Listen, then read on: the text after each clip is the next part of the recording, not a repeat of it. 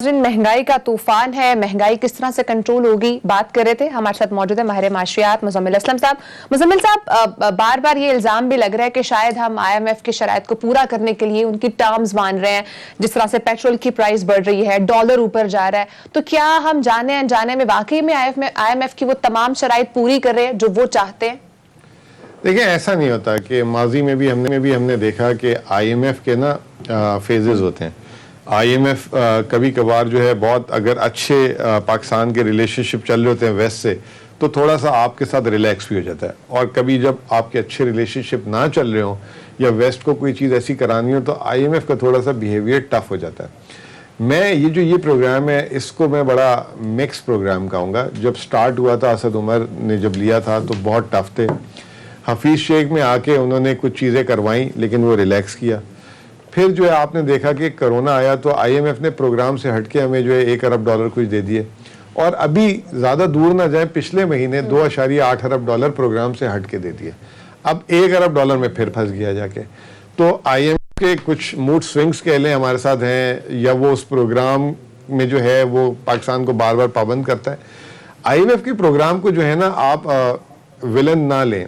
IMF की बास चीज़ें ऐसी हैं जो आपकी जिसे कहते हैं ज़रूरत भी है, क्योंकि हमने अपने जैसे कहते हैं ना, एक बिगड़े हुए बच्चे को जब तक आप थोड़ी सी सख्ती ना करें तो वो बच्चा जो है सही नहीं होता। तो ये जो है हमारी माशी पॉलिसियाँ भी बहुत बिगड़ी हुई हो चुकी हुई हैं। और जैसे आप एग्जांपल ले लें कि हम कहते हैं कि जी दुनिया में जितना भी महंगा हो जाए पेट्रोल, हमें सस्ता चाहिए। इंडिया में नहीं है ऐसा, बांग्लादेश में ऐसा नहीं है, श्रीलंका में ऐसा नहीं है, लेकिन यहाँ पे डिमांड की जाती है कि नहीं तुम दोगे, वरना हम जो है तुम लीस्ट पॉपुलर हो जाओगे। आपका वजीर आजम जो है माजी में डरता रहता था कि यार ये ना हो कि मैंने अगर ज़्यादा बढ़ाया तो मैं अनपॉपुलर हो जाऊंगा, इलेक्शन हार जाऊंगा। इलेक्शन तो फिर भी आप हारे हैं सारे।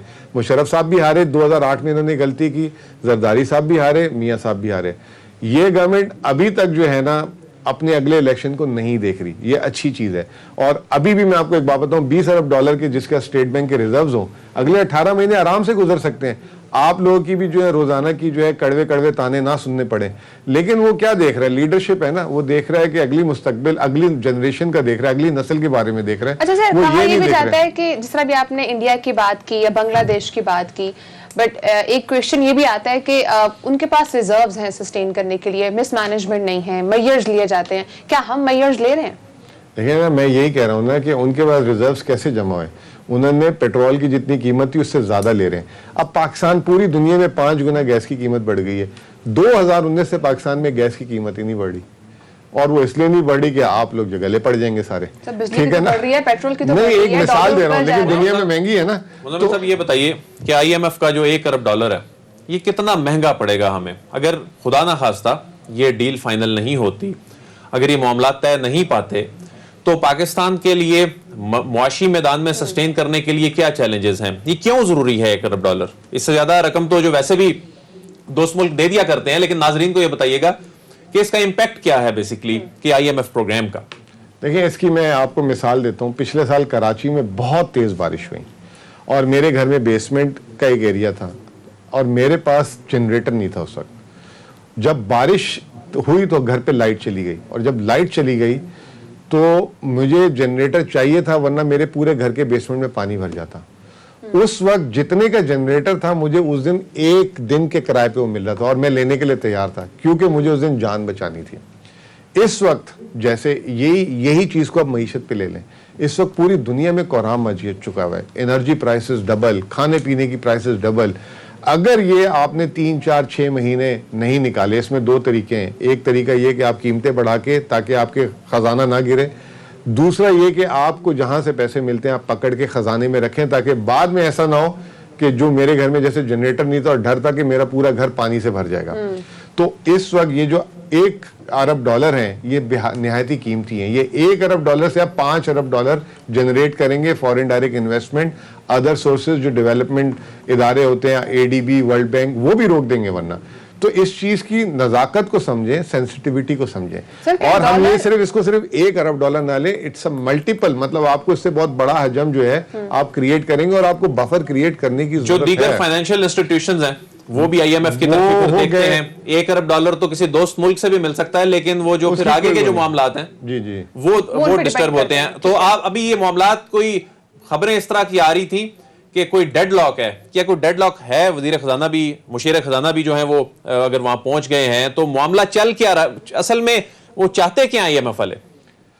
دیکھیں میں نے آپ کو بتا دیا نا کہ آئی ایم ایف والے جو ہیں جب پروگرام شروع کرتے ہیں تو ان کا سٹینڈرڈ پرسکرپشن ہوتا ہے کہ جی آپ تیل کی قیمت بڑھا دیں, بجلی کی قیمت بڑھا دیں, ٹیکسز لگا دیں تاکہ آپ اپنے بجٹ کے اندر ہیں, بجٹ سے باہر نہ جائیں. جو میں نے آپ کو اگزامپل دی کہ ہم بگڑے ہوئے بچے ہیں, ہم کہتے ہیں ہمیں بجٹ نہیں دیکھنا, ہمیں ہر چیز پوری کر کے دو چاہے آمدنی ہو نہ ہو. آئی ایم ایف آپ کو بار بار ایک طریقے سے وہ آپ کے مفاد کی بات بھی ہے, لیکن کیونکہ ہمارے کو پیٹ میں پتھر باندھنے پڑتے ہیں تو ہم جو ہے وہ کرتے ہوئے ڈرتے ہیں. آپ کا وزیر اعظم, آپ کا فائنانس منسٹر جو ہے وہ لیڈرشپ جو ہے وہ دیکھتی ہے کہ یار کہیں یہ نہ ہو کہ ہماری جو ہے پاپولیرٹی ریٹنگ جو ہے نیچے نہ آ جائے. لیکن ابھی تک تو یہ حکومت جو ہے اس امتحان میں پاس رہی ہے, اور آئی ایم ایف سے لیکن یہ ہے کہ یہ حکومت یہ کہہ رہی ہے کہ ایک بیلنس سٹرائک کرایا جائے کہ ایسا ہو کہ عوام جو ہے اگر کوئی چیز ان کی وجہ سے کرنا پڑ بھی رہی ہے تو عوام کو دوسری جگہ سے, جیسے میں نے آپ کے پروگرام کے سٹارٹ میں بولا کہ اگر توانائی کی چیزیں بڑھ رہی ہیں تو حکومت کوشش کر رہی ہے کہ اس کو دوسری جگہ سے آف سیٹ کر دے فوڈ پرائسز سے. یعنی توانائی جو پلان ہے مزمل صاحب, اس میں توانائی کی جو قیمتیں ہیں اس میں آپ کوئی ریلیف نہیں دینے جا رہے کیونکہ وہ چیزیں آپ کے ہاتھ میں نہیں ہیں, اور جو فوڈ کے حوالے سے یہ جو آپ کی پلاننگ ہے کہ لوگوں کو اس شعبے میں ریلیف دیا جائے, جو لوگوں کی فوڈ باسکٹ ہے اس میں ریلیف دیا جائے, لیکن اس میں بھی بہت ساری چیزیں ایسی ہیں جو امپورٹڈ ہیں, بہت ساری ایسی دالیں ہیں جو باہر سے منگوانی پڑتی ہیں, خوردنی تیل باہر سے منگوانا پڑتا ہے اگر, تو پھر یہ کس طرح کریں گے؟ سبسڈی دیں گے کیا ہوگا؟ اور بجلی کیا اسی طرح مہنگی ہوتی رہے گی؟ دیکھیں بجلی تو ہمارے ملک میں مہنگی ہوئی نہیں ہے ابھی, جس طرح عالمی حالات چل رہے ہیں نا, تو وہ تو اللہ کا شکر ادا کرنا چاہیے. انڈیا میں لوڈ شیڈنگ شروع ہو گئی, چائنا میں ایشوز ہو گئے. میں آپ کی بات پہ آ جاؤں, خوردنی تیل جو ہے, خوردنی تیل پہ میں نے آپ کو بتایا کہ ایف بی آر کو احکامات جاری کر دیے گئے کہ ٹیکسز کو آدھا کر دیں, اور اس طریقے سے دالیں جو ہیں اس وقت عالمی مارکیٹ میں تھوڑی سی نیچے آنا شروع ہو گئی ہیں. تو اگر آپ ایس پی آئی کے نمبر کو بھی چیک کریں تو دالوں کے ریٹ جو ہیں نیچے آ رہے ہیں, بڑھ نہیں رہے. اگر خدا نہ خاصہ عالمی مارکیٹ میں اگر دالوں کی بھی اس طرح کی کوئی چیز ہو گئی اور بڑھنا شروع ہو گئی تو حکومت 1 منٹ نہیں لگائے گی اور اس میں جو ہے ٹیکسز میں ریلیف دے دے گی. ٹھیک ہے. اچھا مزمل صاحب, ایک اور بھی کوشچن بہت زیادہ عوام پوچھ رہے ہیں, جس طرح سے ابھی $173 کا ڈالر ہو چکا ہے, کہا یہ جا رہا ہے کہ شاید یہ 175 تک جائے, تو یہ اسٹیٹ بینک کیوں ایک دم سے ڈالر کی پرائس کو اتنا زیادہ اوپر لے کر جا رہا ہے؟ 175 کیا ماریا, یہ تو کہا جا رہا ہے کہ خدا نہ خواستہ پتہ نہیں کوئی 180-90 کو نہ چھو جائے. اس طرح کی بات اس لیے بھی ہم مطلب کرتے ہوئے محتاط جو انداز اپناتے ہیں کہ لوگ نہیں اس میں, کیونکہ یہ اسپیکولیشنز جو ہیں یہ مارکیٹ پہ اثر انداز ہوتی ہیں, لیکن اصل میں معاملہ کیا ہے؟ یہ ڈالر کیوں بے قابو ہے مزمل صاحب؟ یہ افغانستان ہی وجہ ہے یا کوئی اور وجہ ہے؟ دیکھیں ہم نے اتنی دیر 40 منٹ 30 منٹ جو ہم نے بات کر لی ابھی تک, اس کا مطلب یہ ہے کہ میں ناکامیاب ہو گیا ہوں آپ کو سمجھانے میں.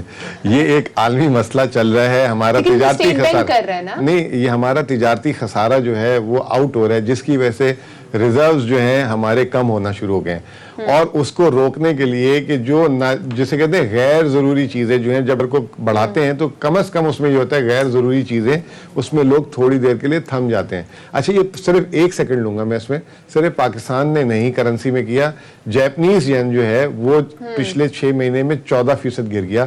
پاؤنڈ سٹرلنگ یو کے جو ہمارا بہت ہی فیوریٹ کنٹری ہے سب کا, سیاستدانوں کا خاص طور پہ, وہ 11% ان کی کرنسی گر گئی. یورو جو ہے 10% گر گئی. انڈیا کی جو ہے 2 مہینے میں جو ہے 5% گر گئی ہے کرنسی.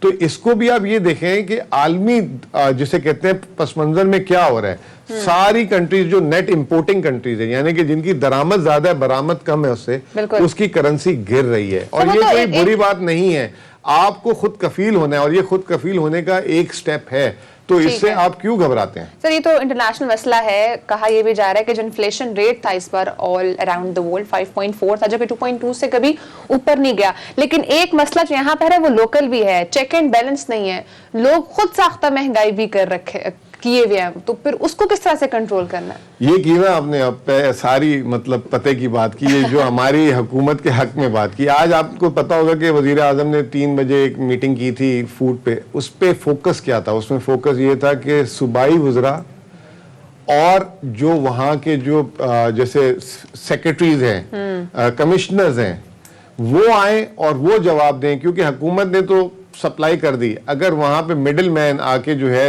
20 روپے کی چیز کو 40 میں بیچ رہا ہے تو یہ جو ہے صوبائی حکومت ہے اور وہاں کی مشینری کا کام ہے, اور آج اس پہ باقاعدہ زور دیا گیا ہے. تو یہ کچھ ذمہ داری عوام کی بھی آپس میں بنتی ہے کہ ایک دوسرے کی جیبیں نہ کاٹیں, اور ایک جائز منافع سب کو حق ہے وہ لینا چاہیے. تو یہ, اور عوام کو جو ہے ہمیں بتانا ضروری ہے کہ کس چیز کی کتنی قیمت ہے, اور اس سے زیادہ ڈر بھی ہے نا, جب بھی عمران خان صاحب کوئی ہنگامی اجلاس بلاتے ہیں تب مہنگائی اور زیادہ ہو جاتی ہے. ان کی قسمت, پھر میں کیا کہہ سکتا ہوں. ٹھیک ہے.